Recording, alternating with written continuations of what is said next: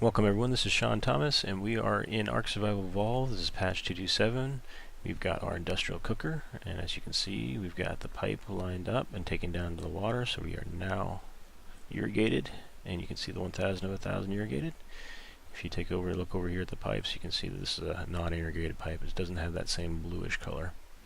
Okay, so we've got our water pipe hooked up, we've got our industrial forge, we've loaded it up with wood. We're going to look at the patch's ability for the industrial forge to use the wood and turn it into charcoal. And we're also going to take a look at the fireplace and the cages.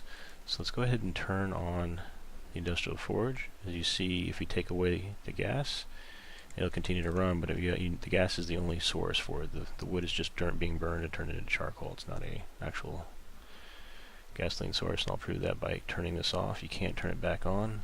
Throw the gas back on there, and now we can turn it on again. And as you see, it's churning through the wood and turning it into charcoal in a matter of 1 second per piece. So this is just a great way to get all that charcoal for use in dyes, use in making ammo with the gunpowder that comes out through mixing the spark powder and the charcoal together. Now that we've got the industrial cooker hooked up with the water, we no longer need the water bags in here. We've got some Rex eggs, some long grass, prime meat jerky, mayho berries, and fiber. We've got gasoline to fuel it. These are the ingredients to make us Rex egg kibble. So we're going to go ahead and turn it on. Let's take a look at this while it cooks. Isn't that beautiful? Look at that purple hue coming out of the bottom there. I think that's really neat. They did a good job there. So we'll keep that on. As you can see, just in that short period of time, we've already made 5 Rex eggs. And if we count out the seconds, it's actually 3 seconds per kibble being created here. 3 seconds. So extremely fast. You don't have to worry about managing your supplies as often. I mean, you can just go back and forth putting things in there now that as you need, like more prime, you need more long grass, more eggs, you just keep it pumping. You could probably even just throw in all different kinds of veggies and prime meat and standard meat jerky. Just throw all the eggs in there, and it would just make them on its own based on what you've got in there for it. But every 3 seconds you get a kibble. I remember going between cooking pot to cooking pot, trying to get multiple cooking pots cooking at the same time to maximize kibble output. This thing is a beast. If you haven't seen the bunk bed, here's the bunk bed. It allows for quick travel. Let's go ahead and take off all our armor. We're going to be showing off the fireplace anyway.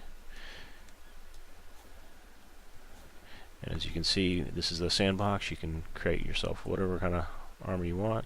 I am going to dump everything when I go in there anyway. So I'm going to travel to the bunk bed. And if we take a look at the bunk bed, it's got a 2-minute cooldown. That's much less than other times. All my gear is up at the top, so I'll have to be a little bit quick here. So here's the fireplace.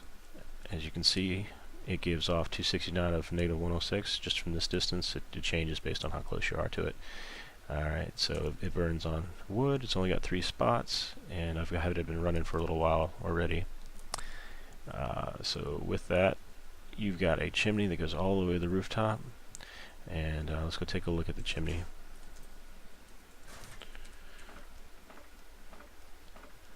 So you see I'm freezing right now. Let's go ahead and pick up all the items.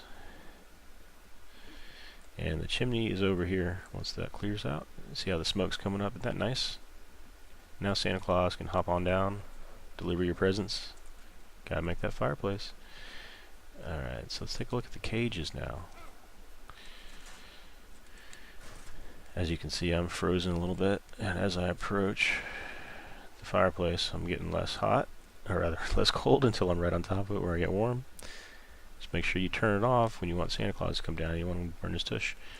So over here we've got a whole mess of cages. These are the wooden cages. It's a level 30 Ingram. It's pretty easy to make, and the best part of it is you can pick it up and it stays intact, so you can bring some cages along on the fly. Alright, I've got them on the hotkey 0.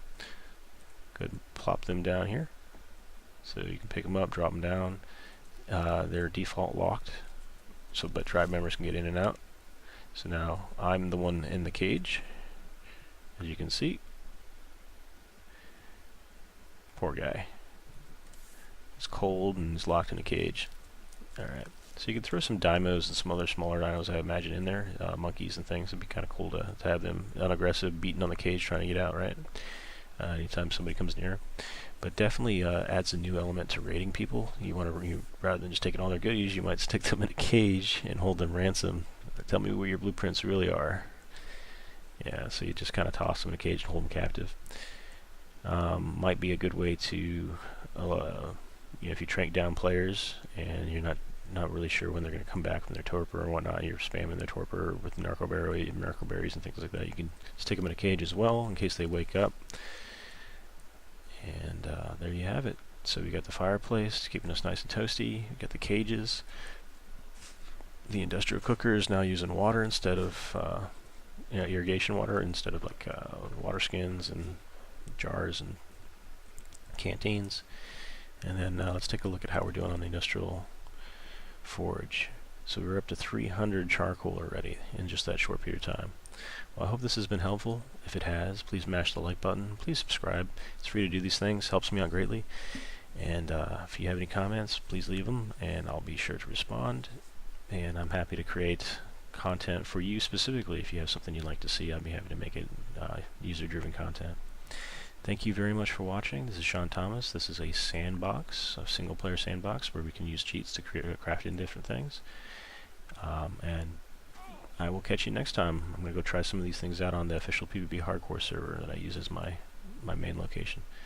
Take care, guys. Have a very Merry Christmas, Happy Kwanzaa, Happy Hanukkah, and Festivus for the rest of you.